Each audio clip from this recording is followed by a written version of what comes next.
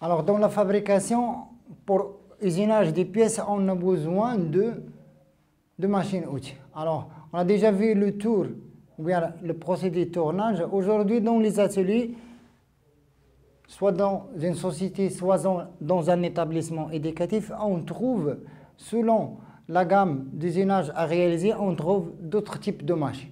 Alors, on va vous parler de le procédé appelé le fraisage. Alors, le fraisage, ça permet de réaliser plusieurs types de pièces, soit les pièces cylindriques, soit les pièces prismatiques, mais il est destiné en général pour les pièces prismatiques. Alors, le principe il est le même, donc il y a enlèvement de matière entre les pièces et l'outil pour engendrer ce qu'on appelle des coupes. Alors le fraisage, c'est quoi le fraisage? C'est un procédé de désinage par enlèvement de matière. Donc c'est toujours, ça rentre dans le domaine de la coupe. Il se caractérise par le recours à une machine-outil qu'on appelle la fraiseuse. Alors, il est particulièrement adapté à l'usinage de pièces prismatiques, mais ça n'empêche qu'on peut faire des travaux de division, de rainure, ainsi de suite, sur des pièces qui sont cylindriques. Il suffit de changer sur la machine l'élément porte-pièce.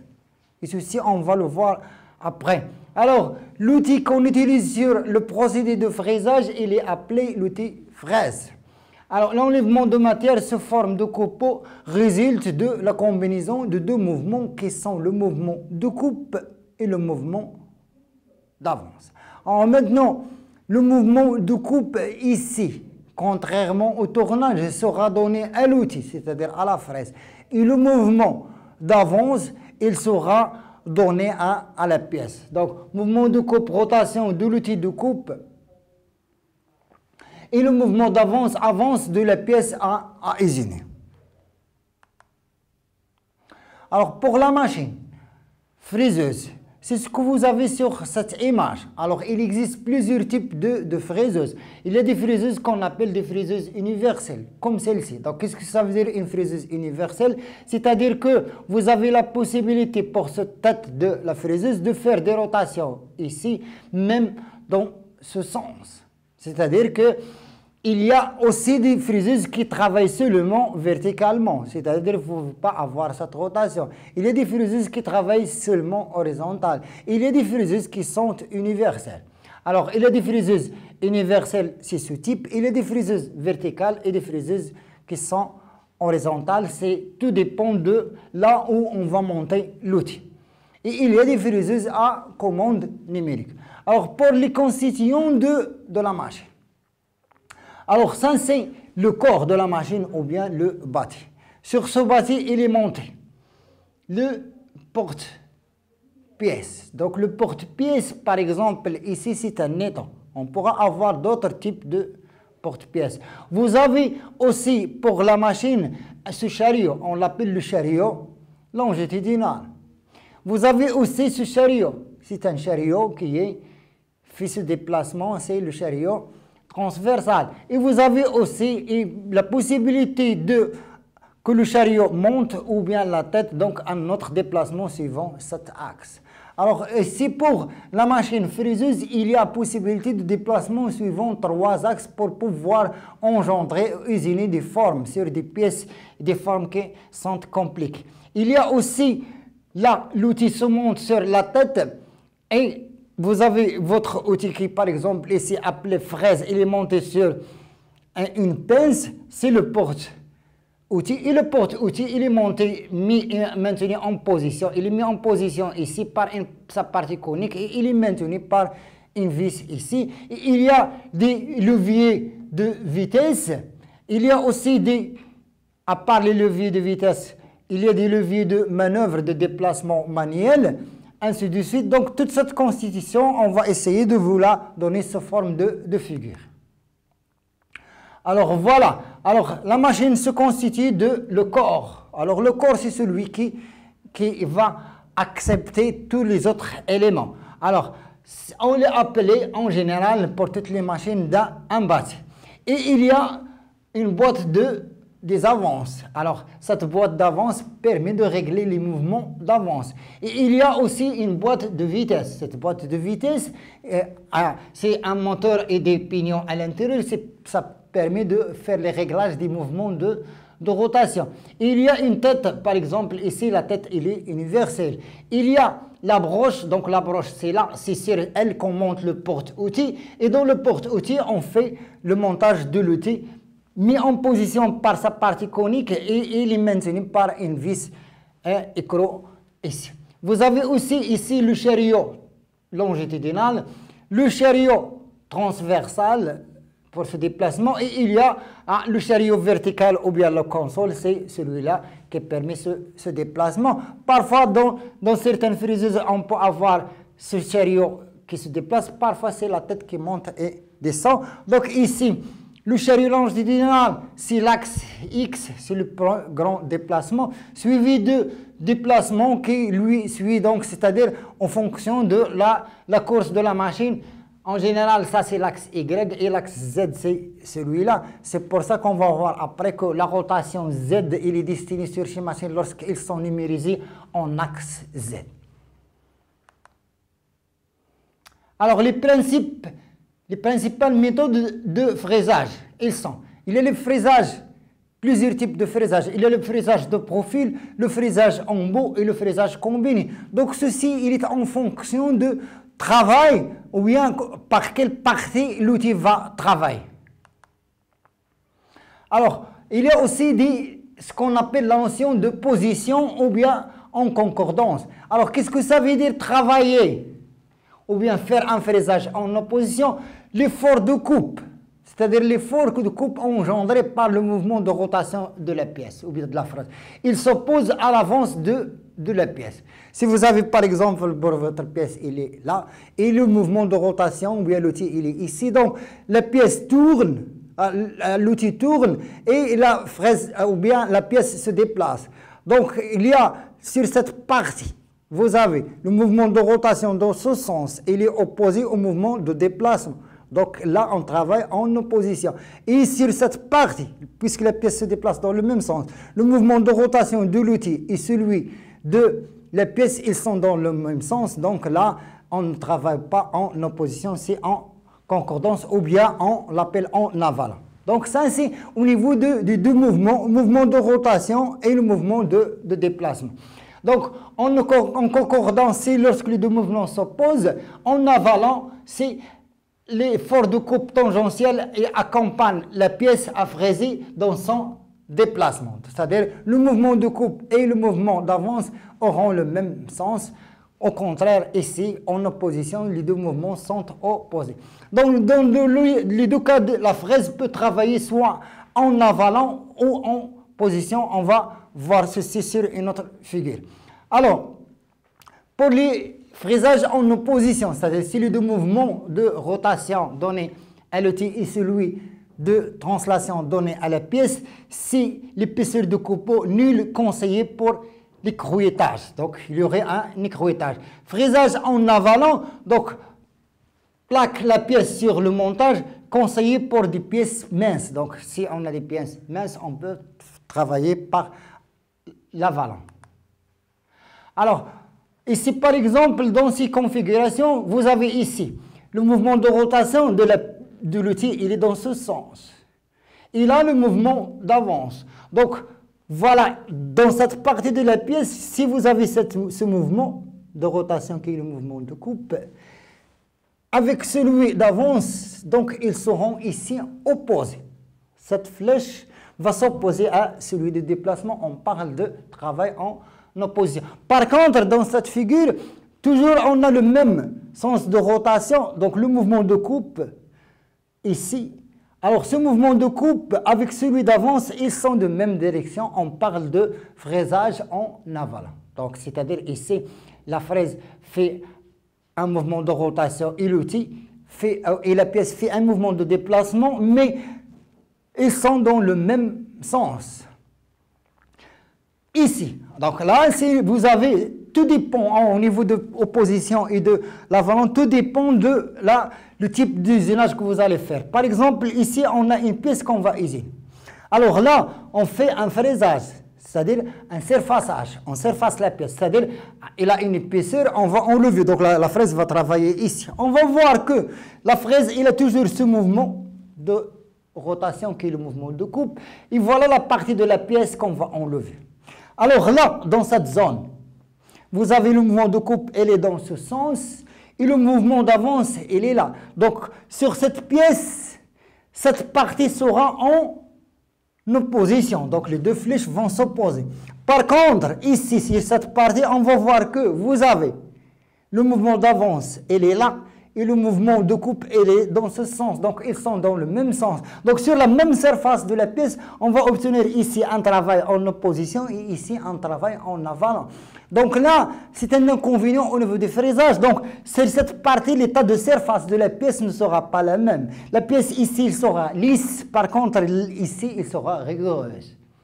Alors, c'est le cas ici. Donc, le cas ici, vous avez le déplacement de la pièce, il est dans le sens, et la rotation, il est là. Donc, cette partie sera engendrée en avalant, et cette petite partie sera engendrée en opposition. Donc, on n'aura pas le même état de surface sur la pièce. Donc là, le travail en opposition donne un très bon état. Par contre, l'avalant, l'avalant ici donne un état rigoureux. Alors, pour les conditions de coupe, c'est la même chose que le tournage, donc le fraisage. Les conditions de coupe sont choisies sur les machines ou bien par catalogue en fonction de deux choses. La matière de la pièce et la matière de l'outil. Alors, la matière de la pièce et la matière de l'outil, ce couple vous donne la valeur de la vitesse de coupe, soit que vous trouvez sur les fraiseuses, soit à partir de catalogue. Et on va voir après que toute matière sera désignée par une désignation, par exemple le bronze, par exemple le laiton, l'acier, la fonte, ainsi de suite. Alors il y a une normalisation au niveau de désignation et en fonction de ce type de matière, sur la bague vous trouvez matière de l'outil, matière de la pièce. Vous, avec ce couple, vous pouvez choisir la valeur de la vitesse de coupe. Donc ça c'est une donnée qu'on donne soit par catalogue, soit par bague sur la machine.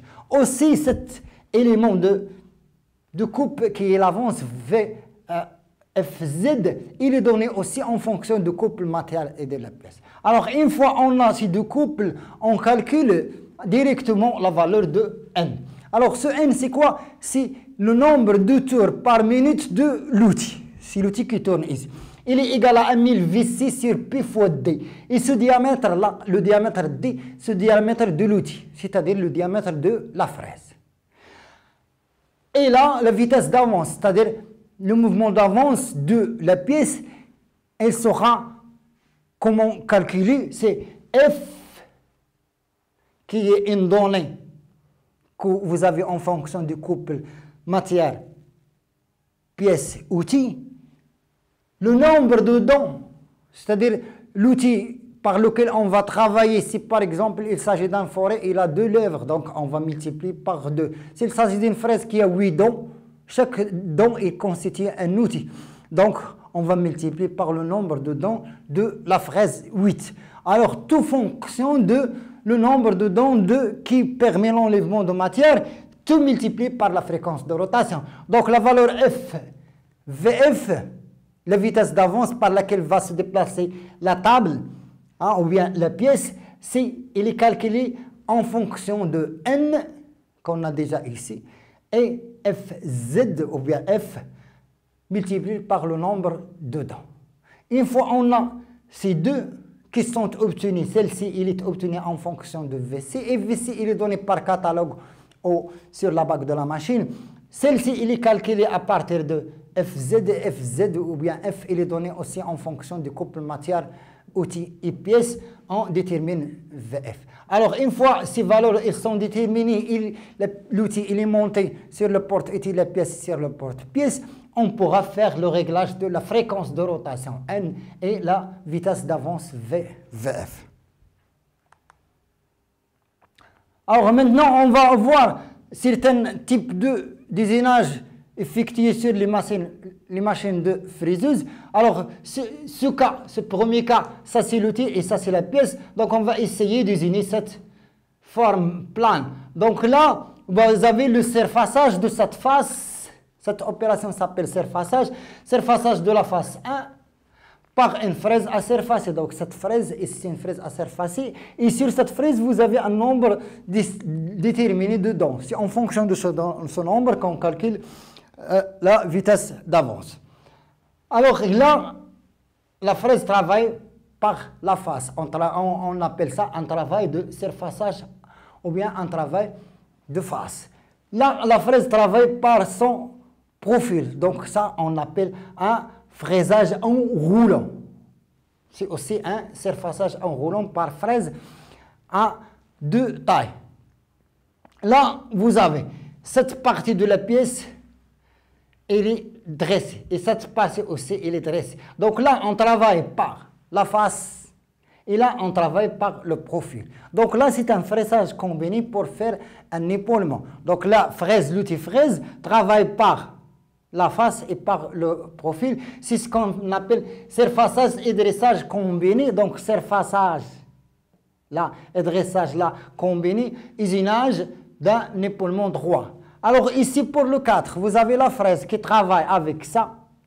C'est un face et là aussi c'est une face et il travaille par son profil. Donc la fraise, l'outil va travailler par 3 faces. Celle-ci et le profil. Alors, pour réaliser une rainure en U, cette forme rainure en U, il est obtenu par un travail de forme, c'est-à-dire il est obtenu par la forme de l'outil directement. C'est ce qu'on appelle fraise 3 tailles. Pourquoi 3 tailles? Parce qu'il a le profil des tailles sur la partie coupante, il existe sur le profil, il existe sur les deux faces. Donc, c'est une fraise 3 tailles. Alors, ici, vous avez le rainurage peut se faire aussi par une fraise 2 tailles, c'est-à-dire par cette partie et celle-ci, c'est-à-dire par le profil et par la face. La face ici et le profil. En général, on utilise des fraises de 2 lèvres, 3 ou 4 lèvres pour faire ce type de rainurage.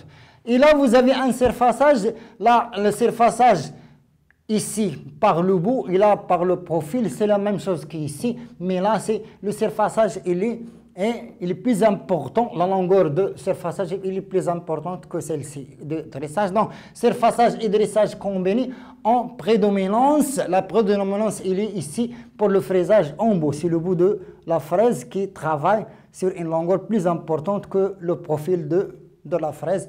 Et là, c'est une fraise outil fraise de taille. Alors, certains exemples d'outils. Vous avez ici, par exemple, pour faire ce travail, c'est un épaulement. Ici, la fraise travaille par son bout et là par son profil pour faire cet épaulement.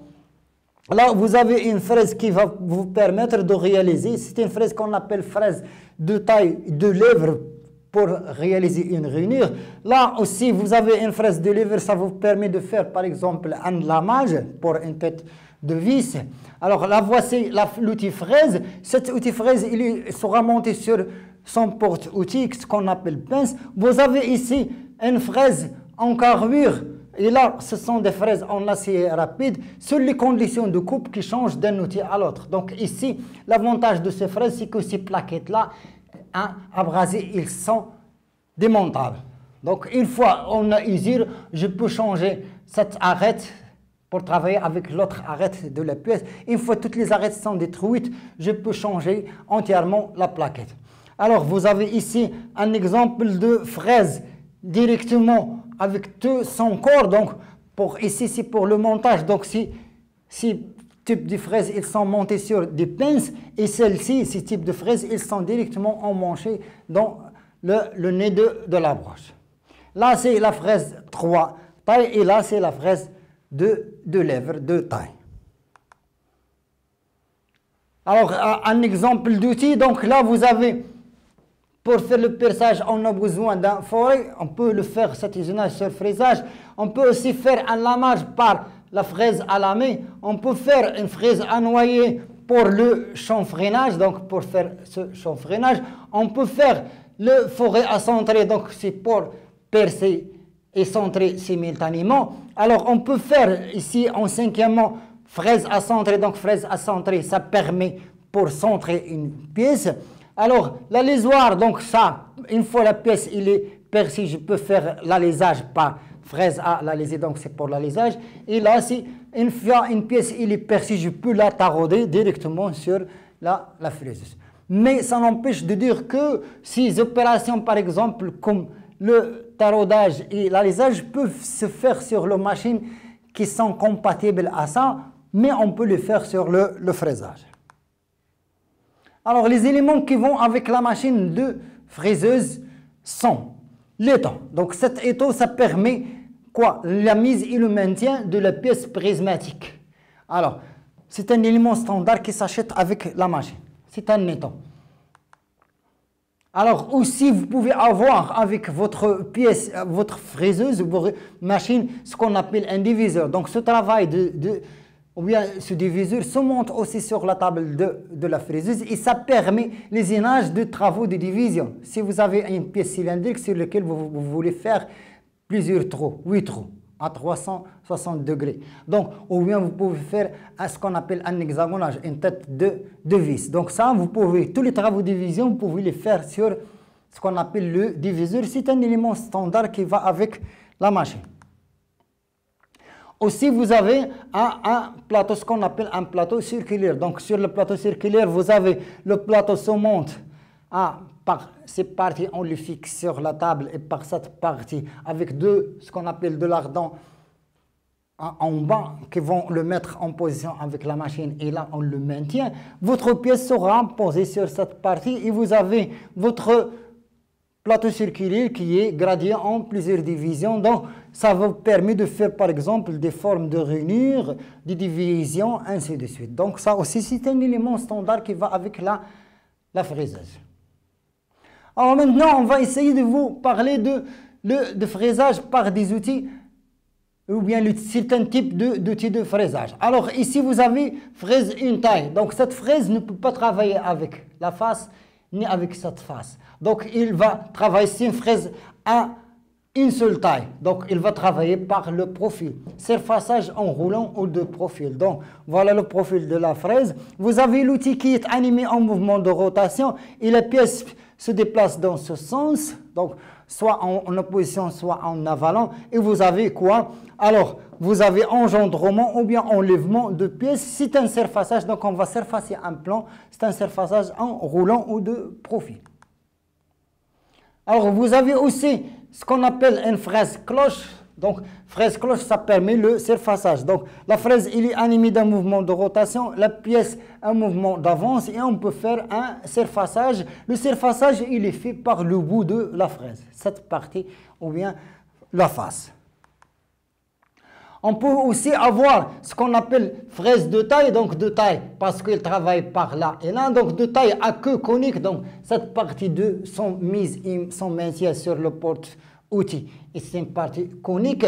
Alors, ça permet de faire surfaçage combiné. Qu'est-ce que ça veut dire surfaçage, usinage ou bien surfaçage combiné? Vous avez ici, on fait un travail en roulant et là, vous avez un surfaçage en roulant. Alors, le surfaçage ici se fait par le bout et là, se fait par le profil. Donc, c'est une fraise, puisqu'il est en deux tailles, il peut faire en même temps un surfaçage et aussi ce dressage ici. Donc, c'est un travail combiné. Donc, surfaçage combiné à prédominance en roulant. Donc, c'est la majorité de la surface qui est ici un épaulement. Elle est réalisée sur toute sa surface par ce qu'on appelle la prédominance en roulant. Donc, et là, c'est le travail en face. Alors, vous avez maintenant une fraise de taille. Donc, cette fraise de taille, ça permet elle est à alésage, entraînement par tenant. Donc, son montage se fait différemment par rapport à d'autres types de fraises. Alors, fraise de taille, ça permet de travailler avec le profil et le bout. Alors, cette fraise permet de faire surfaçage combiné, ici. Et là aussi, et là aussi. Donc, il peut travailler par la face et par le bout. On combine en même temps. Toujours le mouvement de rotation, il est donné à l'outil. Il peut travailler directement par le bout. Donc là, cette partie de la fraise qui est le haut, ça permet le surfaçage de cette pièce. Alors ça, c'est un surfaçage en haut. Comme il peut faire le surfaçage par le profil, c'est un surfaçage en profil sur la figure B. Donc, ce type de fraise peut faire trois types de... à combiner les deux, travailler en face et travailler par le profil. Alors aussi, vous avez ici un type de fraise pour faire ce qu'on appelle rainurage. Donc, c'est un travail de forme, se fait par ce type de fraise. C'est une fraise, voilà, c'est outil, fraise de taille, donc là et là, à queue cylindrique. Donc, son montage se fait sur un mandrin à pince. Alors, ça permet le rainurage. Donc, toujours vous avez un mouvement de rotation, de coupe donné à l'outil et le mouvement de déplacement, il est donné à la pièce. Et c'est une fraise de taille. Tout ce type de fraises qu'on est en train de vous donner maintenant, ce sont des fraises qui sont en acier rapide supérieur. Alors, vous avez ici, pour réaliser une rainure de clavette, vous avez votre outil qui est une fraise à rainurer de lèvres, donc il est seulement dedans.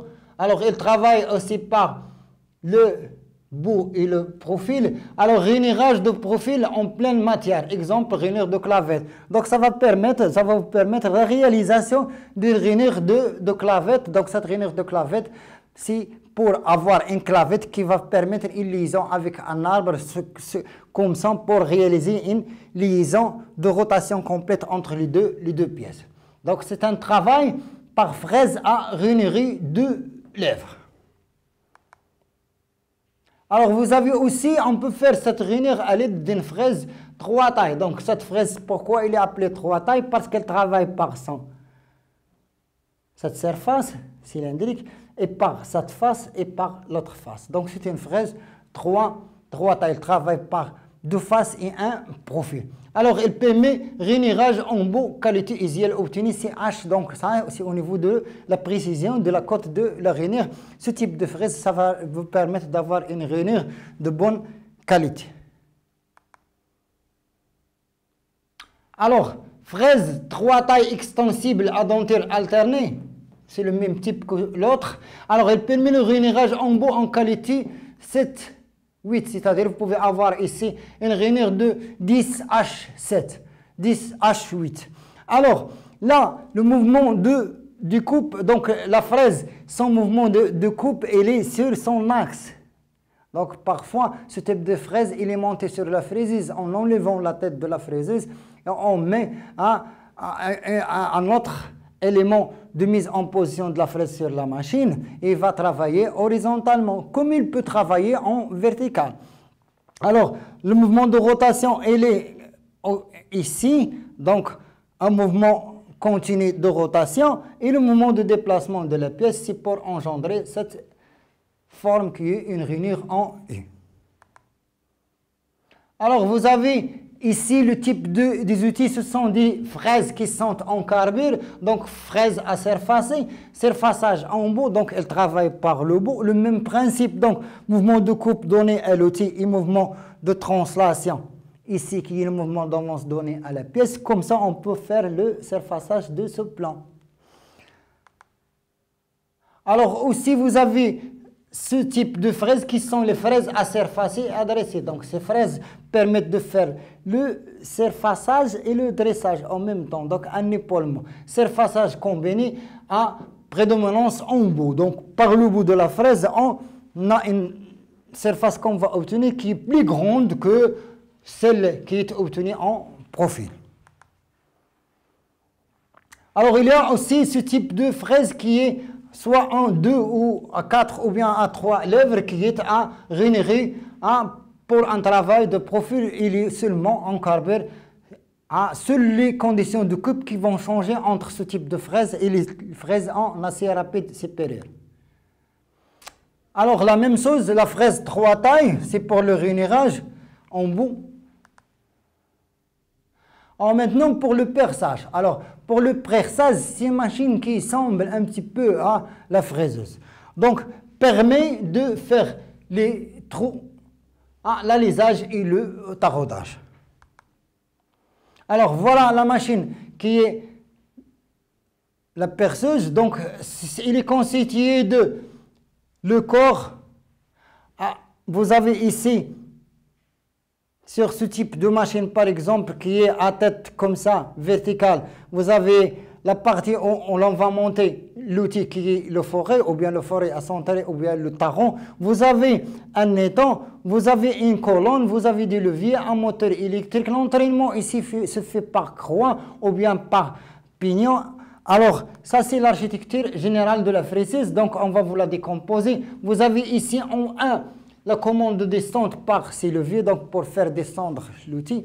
Alors 2, ça c'est le fourreau. Le fourreau, ça permet, et les coulissants, ça permet l'emmanchement de ce qu'on appelle le 4, c'est-à-dire le porte-outil, se monte sur la broche 3, donc 3 c'est la broche. 5, c'est l'outil qui va permettre la coupe, soit qu'il est en forêt ou bien soit qu'il est une fraise, soit qu'il est en forêt à centrer. Et vous avez là le 6, si votre pièce il est mise en position et maintenue sur la table de la perceuse. 8, alors vous avez d'autres pièces qui sont les croix et les poulets étagés. Donc ils sont à l'intérieur. Donc là c'est le croix, c'est le repère 8. Et là vous avez des poulets étagés. Donc poulets étagés et croix. Et ensuite, vous avez un moteur électrique. Donc, ce moteur électrique, ça permet la rotation de cette partie. Donc, une fois que vous réglez votre valeur par les étages sur ces poulets et ce croix, vous mettez votre machine en marche. Le mouvement de coupe, ça va être donné à l'outil. Donc, c'est l'outil ou bien c'est cette broche qui va faire la rotation.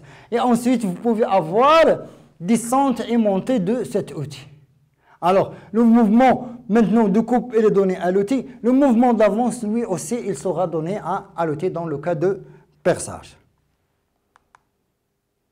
Alors, exemple des outils qui existent. Alors, il y a ce qu'on appelle le forêt, ça permet le perçage. Donc, c'est un forêt à queue cylindrique. Vous pouvez aussi trouver le forêt à queue conique. Donc celui-là, il est à queue cylindrique, il est monté sur pince. Celui-là, il est monté sur des douilles, ce qu'on appelle des douilles de réduction, et ensuite il est emmanché directement sur le nez de la broche de la perceuse. Alors le forêt, il a des arêtes, 1, 2, il a une surface d'affûtage ici, et il y a des rainures liquidales pour le glissement de copeaux, et ça, on l'appelle le listil. Alors le forêt se monte sur la machine qui est le perceuse et ça permet l'usinage de trop ou bien on peut aussi sur ce type de machine mettre ou bien réaliser des alaisages, aussi on peut faire des taraudages, alors aussi on peut faire le centrage.